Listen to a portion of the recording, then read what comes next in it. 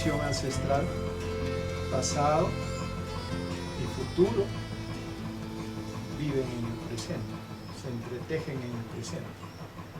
No hay forma de separar esos momentos en la vida, no se puede. ¿Cuál es la consecuencia práctica de eso? No hay modernidad. No hay nada enteramente nuevo, eso es mentira. Lo que nos han sustituido el cerebro para decir que lo que crean los programadores lo veamos como algo enteramente nuevo. Pero no hay nada nuevo en el mundo. Todo está en el presente, la dinámica de pasado y futuro. Siempre está. Quiere decir que si queremos usar la palabra moderno, todos los días sería moderno. O sea, no podríamos hacer esa separación entre lo moderno y lo no moderno, lo moderno y lo obsoleto.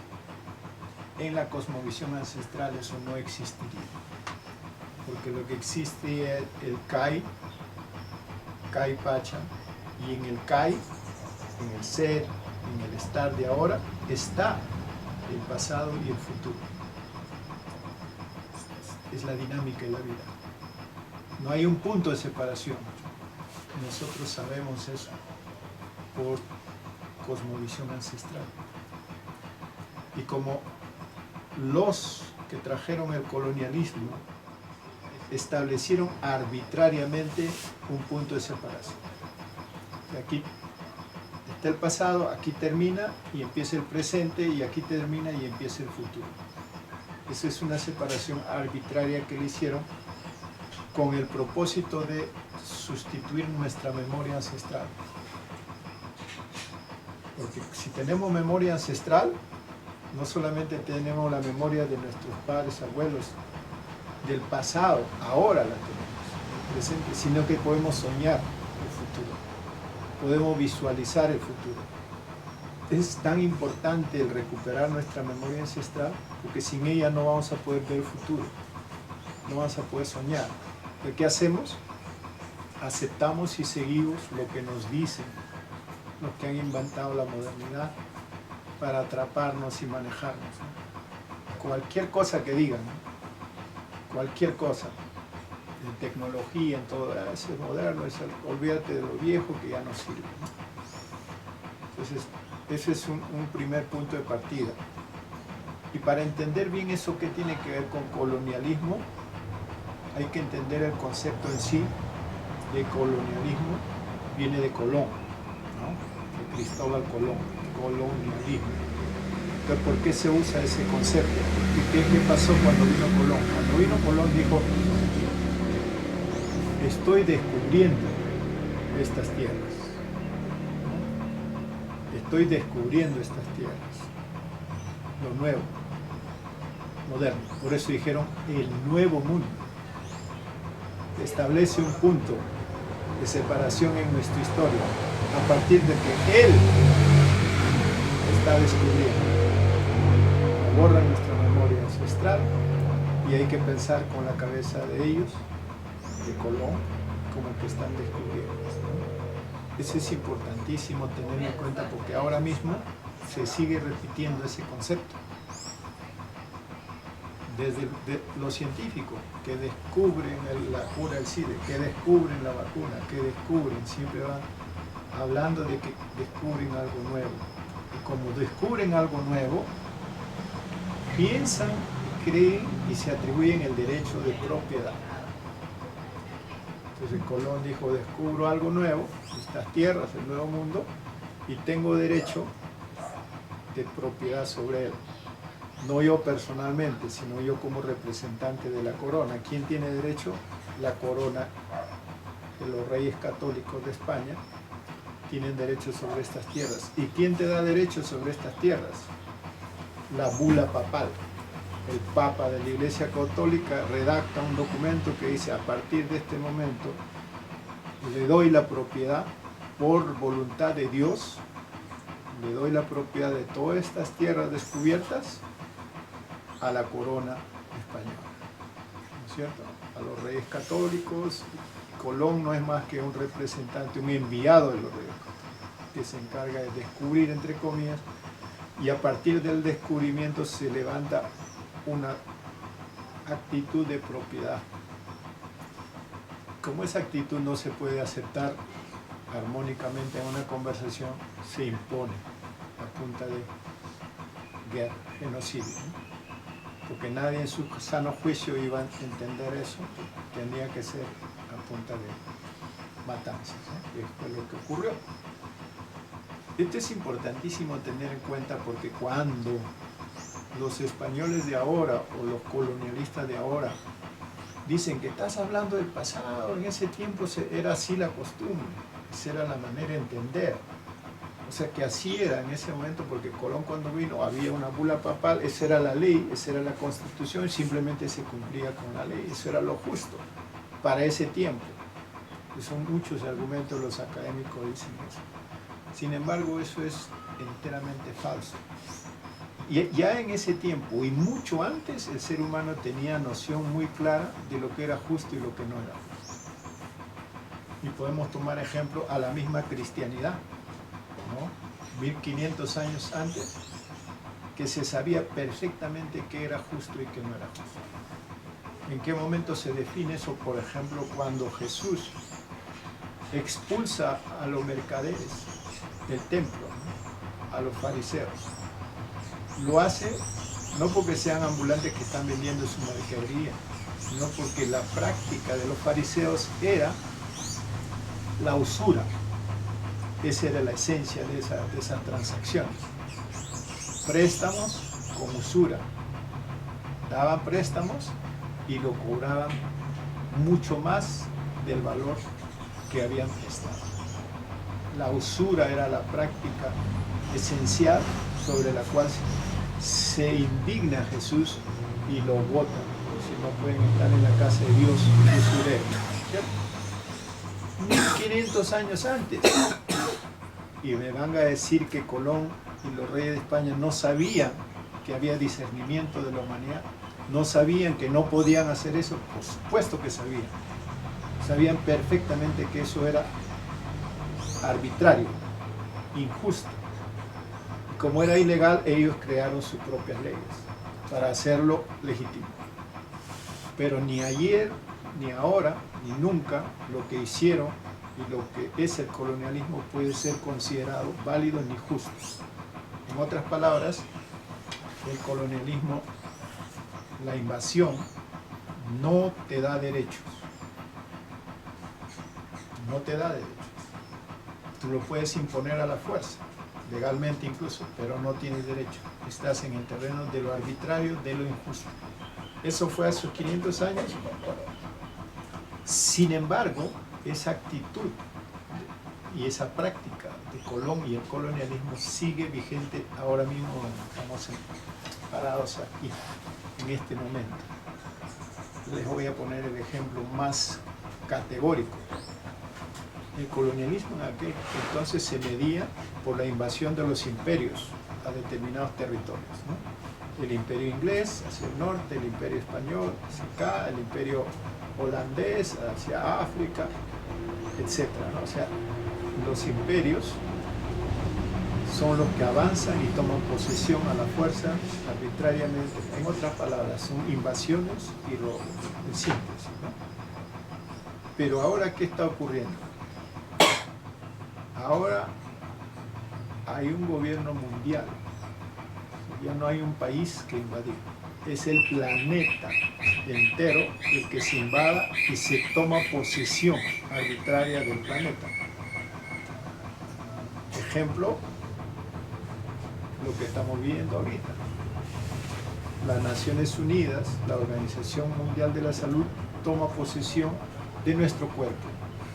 Ya no solamente de la Tierra, de nuestro propio cuerpo como seres humanos, y decide qué podemos y qué no podemos hacer con él. Entonces, el colonialismo ahora es un colonialismo global, se da a nivel del planeta. Ya no hay territorio más que invadir porque ya lo tienen invadido todos los territorios del mundo. Ahora están hablando de nuestro cuerpo como territorio. Lo que están invadiendo es nuestro cuerpo.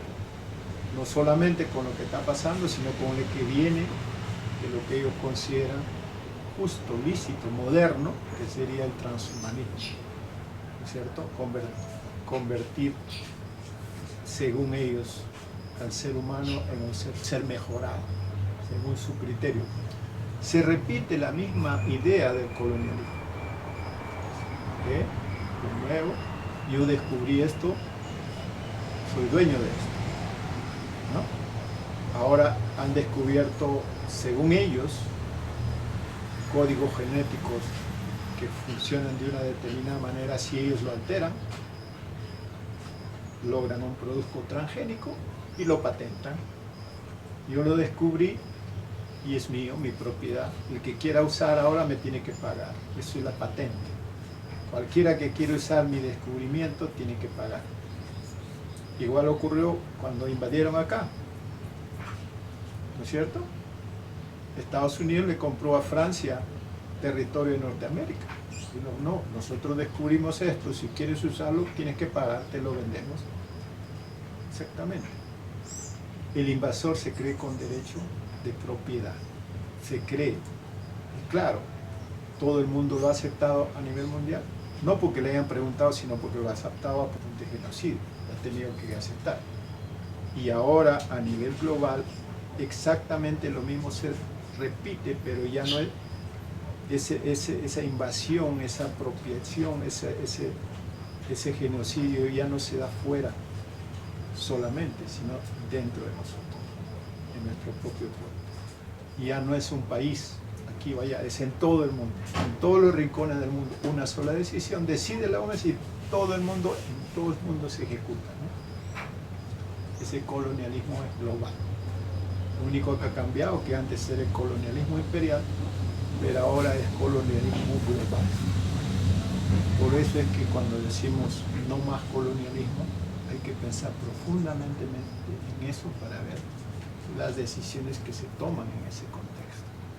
O nos dejamos arrastrar hacia nuestra extinción como especie humana, o simplemente nos paramos y decidimos cambiar el curso. A partir de ese camino del colonialismo no lo vamos a caminar. ¿Cuál es el camino que vamos a caminar? El camino del Inca. Incarí. Esa es la noción que quería ahondar más. Incarí. Ya. Cuando hablamos de colonialismo, como repito, no es un tema intelectual, abstracto, ¿no? O sea, tiene implicancias muy profundas en nuestra forma de vida actual. Por eso, cuando hicimos la convocatoria, dice, nunca más colonialismo, porque no queremos que todavía quede impregnado en nuestro ser, sea cerebral o en nuestra forma de vida, porque está presente el colonialismo en cada momento. Por eso hacía referencia, qué poquita gente queda en nuestras comunidades que ama su propia ancestralidad, la salud, su forma de vida, ¿no? Y como todos salimos a abrazar las formas culturales que trae el colonialismo bajo el nombre de modernidad. O sea, el colonialismo tiene mucha presencia cotidiana cada día, en cada momento. Que nosotros, en cambio, al decir nunca más colonialismo, queremos transitar el camino del Inca, que se llama en Quechua Incarí, el caminar del Inca. Eso es lo que queremos. ¿Qué quiere decir eso? Que volvamos a nuestra memoria ancestral, tomemos decisiones, obviamente más saludables, más fructíferas, más de todo, y nos guiamos con eso, ¿no? Entonces, si yo te digo, la hermana es una soñadora, está hablando utopías, tenemos que ser realistas y hacer lo que sea posible, ¿no? Es realismo, que plantea algo que sea posible, eso es realismo, ¿verdad?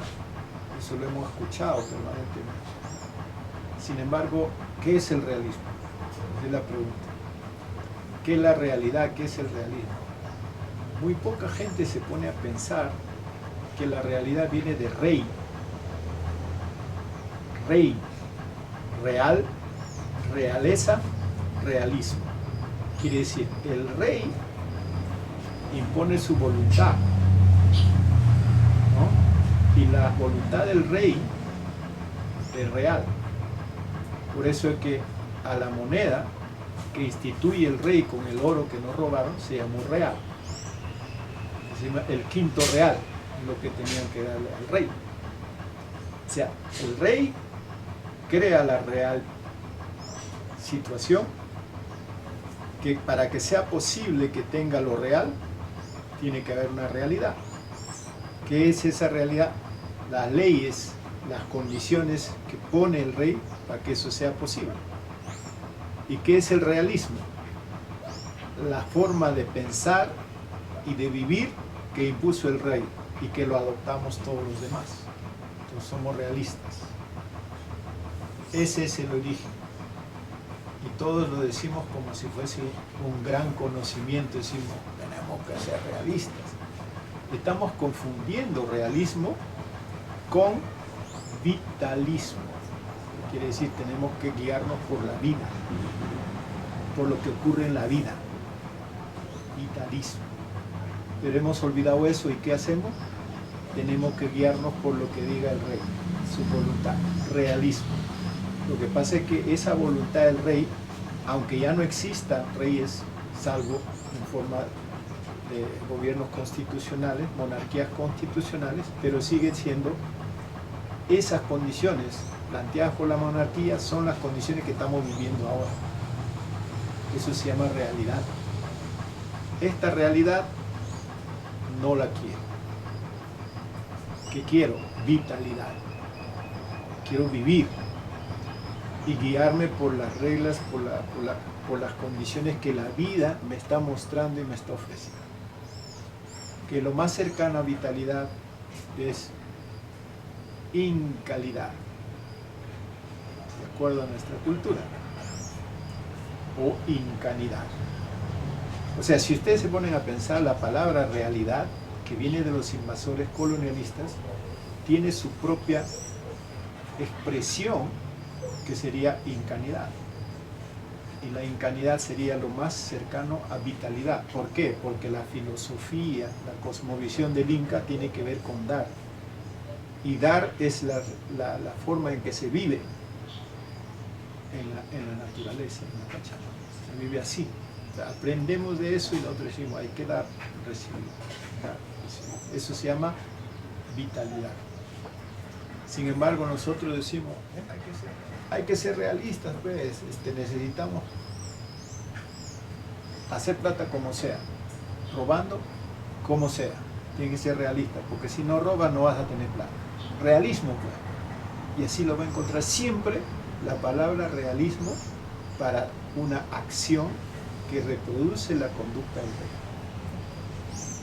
Tomar por asalto, sacar provecho, y básicamente es guiar su forma de vida con la usura. Esa es la norma. La usura. El usurero más grande hace 500 años era el rey. Y eso se ha ido extendiendo ahora, y ahora somos usureros casi todos, porque nos hemos vuelto realistas, nos han adoctrinado al realismo, nos han quitado nuestra memoria ancestral y nos han puesto en la cabeza el realismo, bajo la forma de cualquier ideología, socialismo, comunismo, anarquismo, liberalismo, cualquier ideología, para ellos es realismo. Y cualquier cosa que uno diga que no, le dicen soñador, utópico, estás hablando tonterías que no se pueden hacer. Ellos dicen, lo que no se puede hacer es no ser realista. Pero nosotros decimos que todo se puede hacer, porque somos vitalistas. Pensamos que la vida se trata de emprender, y por eso soñamos. Soñamos con la justicia en las relaciones porque se puede, porque los abuelos lo hicieron, ¿no? Entonces, de ahí pasaría más o menos a responder tu preocupación sobre entonces nuestro camino. Nuestro camino es el Inca Rey. El Inca, como repito, no era rey. no era emperador, no era mandamás, no era presidente, no era nada de eso. Creo que anteriormente ya más o menos hemos conversado lo que significa Inca, ¿no? Es el ser humano íntegro que vive para dar y vive dando. Y eso es Inca. Por lo tanto, Incas somos todos los que recordamos la cultura de nuestros ancestros. Y queremos vivir así de simple, todos somos Incas. No hay que, yo soy descendiente del último Inca por consanguinidad. Tengo la sangre del último Inca, yo soy Inca y tú no eres nadie. No existe eso. Es la forma de vida de la cultura ancestral. Y nosotros llegamos a ser Inca después de también 500, 1000, 1500, 2000 años. Son más de 15.000 años de historia que hay que revisar. Y en todo ese proceso también ha habido pachacutis. Han habido pachacutis, cambios, retornos a lo ancestral, más de una vez. Le pongo el ejemplo, ¿no? Chavín viene de Chaupín. Chaupín quiere decir el centro. O sea, se quiso construir en base al centro, Chaupín, Chavín, unas relaciones de integración del conjunto. Pero ese proceso no llega a tener, sino parcialmente, éxito. Crece y en algún momento se trunca y se vuelve a pensar de que hay que volver al pasado. ¿Y qué nace ahí? Bueno, cuando viene Tiahuanaco, igualmente otro intento, que quiere decir Ahuanaco, es entretejerse mutuamente. Ti era el centro vinculado a una montaña rocosa en el mismo lago Titicaca, que viene Tiahuanaco. Y después, concluido o truncado ese proceso, Huari, que estaba en relación con Chavín y también en relación con Tiahuanaco, se expandió en ese esfuerzo de vincular, tejer a las naciones para convivir en armonía. Por eso Huari, en mi opinión, es Ahuari. Ahuari, anda tejiendo. Ahuari, le falta la A. Ahuari. ¿Por qué? Porque fue otro esfuerzo de tejer naciones en armonía, que llegó hasta Tiahuanaco y llegó hasta Chavín y más, pasando por Nazca y todo. Fue un esfuerzo. Pero algo tuvo que evolucionar en un sentido crítico que no logró una vertebración como la que conocemos después. Viene Tahuantinsuyo, que es entretejerse las naciones ancestrales en las 4 direcciones. Eso significa Tahuantinsuyo. Por lo tanto, el Tahuantinsuyo no nace de la noche a la mañana. Es un proceso que lleva miles de años, en el que hemos avanzado y hemos retrocedido, en que hemos tenido errores, claro. Hemos tenido errores y hemos tenido fallas. Así, nuestra historia la tenemos que ver poco a poco en todos sus aportes, cómo se ha ido aprendiendo, ¿no? Pero es nuestra historia, nuestros ancestros. Si hay que evaluar, por ejemplo, las acusaciones que nos hacen los colonialistas de sacrificios humanos, de guerras y todo eso, hay que evaluar. Sin embargo, yo sé, hasta donde yo puedo experimentar y por los ancestros, que en el Tahuantinsuyo particularmente no hubo guerras, no hubo invasiones, no hubo imperio, no hubo tiranía, no hubo rey. Eso estoy absolutamente seguro. Pero que sí cuenta la historia de enfrentamientos, es probable que esa historia haya recogido los enfrentamientos que existen en nuestra cultura bajo la forma de confrontación ritual. Se llama, en el Perú, tiene muchos nombres. Sijuyunacuy, tiene muchos nombres. Tincuy en Bolivia, Tincuy, se usa el nombre Tincuy son batallas. Tupay también. Tupay. También ahora le están llamando Majanacuy, que no le veo coherencia a Pacanacuy, no le veo coherencia, pero en fin, lo importante es que había confrontaciones rituales. ¿Rituales qué quiere decir? Es una confrontación que no está suponiendo la voluntad de confrontar. Me trigo, me aja. La relación entre colonialismo, Inca-Ri, está relacionado a la palabra que estamos explicando, rey, realidad, ¿no? La rey, realidad, realismo es lo que ha dejado la monarquía, ¿no? Por eso es que nosotros, los ancestrales, no somos realistas. Si nosotros nos ponemos en plan de realistas, nos suicidamos, porque es la voluntad del rey la que vamos a obedecer. En este caso, la voluntad del nuevo orden mundial, de la Organización Mundial de la Salud o de quien quiera que ordene qué es lo que tenemos que hacer. Eso es realismo ahora. Entonces, cuando nosotros decimos el camino del Inca, Inca-Ri, los intelectuales lo traducen como Inca-Rey. Y ahí es donde decir, un momentito, acá no hay ningún rey. Inca-Ri es caminar del Inca, Inca-Ri. En quichua, ri es ve, camina, caminar.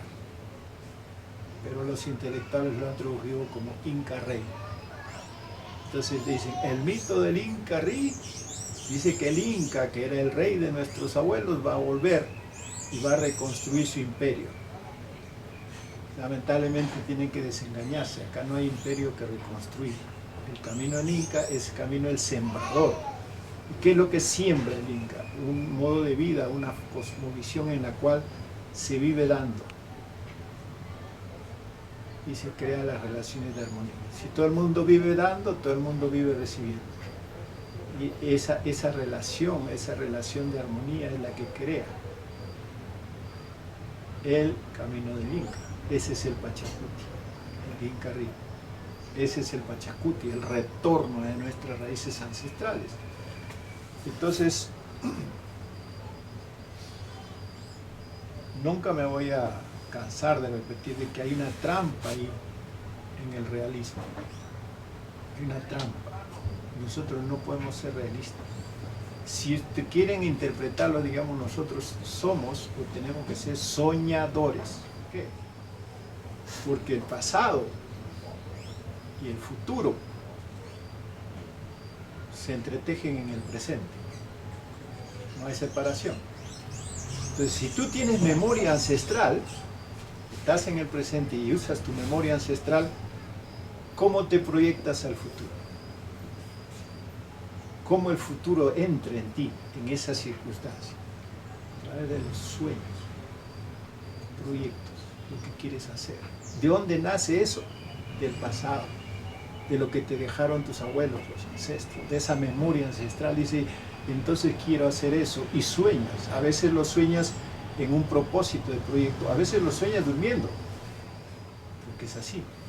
Nuestro presente nunca podemos separar del pasado y tampoco del futuro. Aquí mismito en que estamos está en la cosmovisión ancestral, mientras que los occidentales o los colonialistas dicen, olvídate del pasado, el pasado ya pasó, no existe, existe el presente, y el futuro tampoco existe, porque existe, eso es futuro, lo que existe es el presente, y lo separan pasado con el futuro, arbitrariamente. ¿Por qué? Porque les da la gana.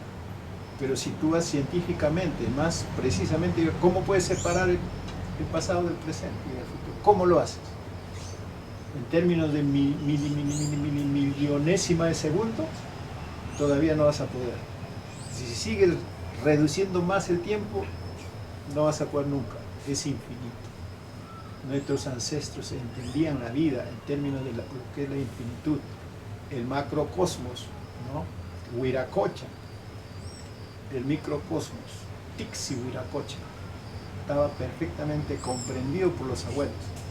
Por lo tanto, no podemos separar eso. Y si no podemos separar eso, hay que recuperar nuestra memoria pasado y en el presente. Y en esa interacción soñar con el futuro. Visionar el futuro. Soñar el futuro. Eso es lo que estamos haciendo. Cuando decimos el Inca Rey, camino el Inca, retomemos el Pachacuti, el camino del Inca, y visionemos el futuro y hagamos eso. ¿Por qué? Porque otras personas fuera de nuestro ambiente lo que nos van a decir, hay que ser realistas, déjate de tonterías. Eso es lo que te van a decir. Y por realistas hemos estado detrás de todo lo que ellos han querido inventar. ¿Y de qué nos ha servido? Los hermanos de Otavalo que te han mostrado todas las grandes posibilidades de lo que hacían los abuelos, lo han perdido. Igual que nosotros, igual que en Perú, igual que en Bolivia. ¿Para qué? Para consumir la gran industria, lo moderno. Dice, tiene que ser realista, compra tu fideo, tu arroz y come eso. Tomar suficiente fuerza espiritual, fuerza, coraje para abandonar la realidad, abandonar el realismo. ¿Qué quiero decir? Visionar y lo que tú has dicho. Lo que pasa es que la práctica no tiene nada que ver con realismo. El realismo tiene doble moral. Una es la cosa del discurso y otra la cosa que ejecuta, ¿no? Igualito que la Iglesia Católica y todas las iglesias crean doble moral. Entonces, que surge ahí la incoherencia. Entonces, cuando nosotros escapamos al realismo, lo primero que tenemos que hacer es buscar ser coherentes. La coherencia con la vida, no con la realidad. Coherencia con la realidad quiere decir que si el turismo se impuso, entonces tengo que hacer turismo y moverme ahí. Ese es ser coherente con la realidad. Nosotros tenemos que ser coherentes con la vida, con nuestra memoria ancestral, con nuestros sueños. Quiere decir que cuando nosotros soñamos, estamos hablando de hechos que vamos a realizar, que está previsto que lo ejecutemos, como un contrato que tiene que ejecutarse porque tú lo has soñado. Es profundo esto, pero es nuestra manera de encontrar nuestra creatividad y vamos a encontrar soluciones. La mayoría se quedaron en el realismo. Eso es lo que estoy proponiendo cuando decimos hay que salir del realismo, salir del sistema. El realismo es el sistema que nos tiene atrapados acá, en la cabeza. En cambio, tomando el camino ancestral que queremos, puedes vivir. Puedes sentir el viento, la lluvia, puedes respirar, puedes comer algo natural, puedes comer una fruta, puedes hacer esto. Puedes relacionarte con los seres humanos como nos estamos relacionando, buscando conversar, equilibrarnos. Puedes tener otro tipo de experiencias vitales. Vivir es eso. No importan las condiciones difíciles que te toque enfrentar. No, cada uno de nosotros ha tenido experiencias, unas más duras que otras, pero igual. Solamente tiene que escarbar en cada uno de los hermanos su memoria ancestral y solito van a levantar. No vas a inventar nada nuevo, le vas a ayudar a recordar, ayudar a recobrar la memoria. Porque yo estoy seguro que cuando esa memoria se vaya recobrando, los cambios van a venir así, como un dominó. Y va a ser posible porque cada vez más la gente va a tener que entender que estamos viviendo el colonialismo global. Y por ese camino ya no hay destino. No solamente para mí, para ti, para ustedes ahora, no para sus hijos, para sus nietos, para los hijos de los nietos. ¿A dónde van a vivir? ¿Qué van a ser robots? ¿Van a ser androides? ¿Eso es lo que tú quieres, ¿no? Entonces ya uno tiene que tomar una decisión ahora que no lo vamos a ver de repente nosotros, como decimos. De repente ya otras generaciones, pero si no hacemos algo en esa dirección, la vamos a poner más difícil para ellos. O sea, cada uno cumple su papel en este paso, porque estamos ya de paso. Y por eso la insistencia a tratar de